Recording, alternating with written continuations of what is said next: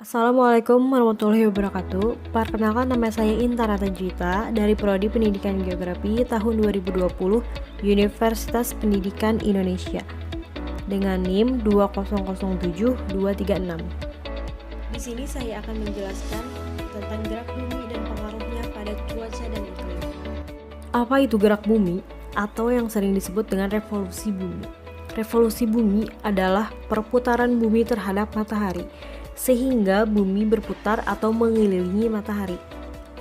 Proses revolusi ini juga terjadi pada planet-planet lain yang bergerak mengelilingi pusat tata surya, yaitu matahari. Setiap kali melakukan revolusi, bumi akan menghabiskan waktu sepanjang 365 hari, 9 hari, dan 10 detik. Waktu yang dihabiskan oleh bumi untuk melakukan revolusi inilah yang kemudian kita sebut sebagai 1 tahun. Saat melakukan revolusi, bumi akan berputar dari barat ke timur dengan kecepatan mencapai 30 km per detik dan akan melalui lintasan sepanjang 934 juta kilometer. Lalu bagaimana dampaknya terhadap cuaca dan iklim? Yang pertama adalah gerak semu tahunan matahari. Gerak semu tahunan matahari adalah gerak semu matahari dari khatulistiwa bolak-balik antara 23,50 lintang utara dan lintang selatan setiap tahun. Karena matahari selalu berbalik arah setelah sampai lintang 23,50 disebut garis balik. Garis 23,50 lintang utara disebut garis balik utara, dan garis 23,50 lintang selatan disebut garis balik selatan. Garis lintang adalah garis yang sejajar dengan garis khatulistiwa. Yang kedua adalah perbedaan waktu siang dan malam. Adanya pergantian siang dan malam yang terjadi di belahan bumi terjadi akibat rotasi bumi, yaitu ketika bumi berputar pada porosnya.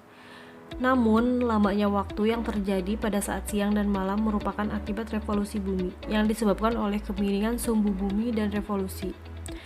Ketika bumi berevolusi, letak bumi bisa berada di titik apotema, yaitu titik terjauh bumi dengan matahari, maupun hipotema, yaitu titik terdekat bumi dengan matahari.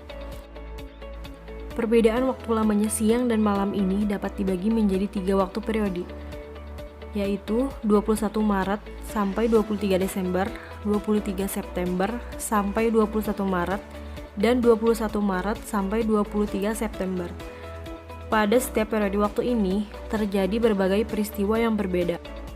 Misalnya saja, kutub selatan yang mengalami malam hari selama 24 jam, atau durasi waktu siang dan malam menjadi sama di seluruh belahan bumi. Yang ketiga adalah terjadi perubahan musim. Perubahan musim yang terjadi di bumi bukan disebabkan oleh jarak antara bumi dan matahari, tapi karena adanya kemiringan suhu bumi. Musim panas yang terasa lebih hangat dari musim dingin disebabkan karena sinar matahari bersinar lebih terik dibandingkan saat musim dingin. Selain itu, meski memiliki 4 musim, negara di bagian bumi selatan dan utara mengalaminya dalam waktu yang berbeda.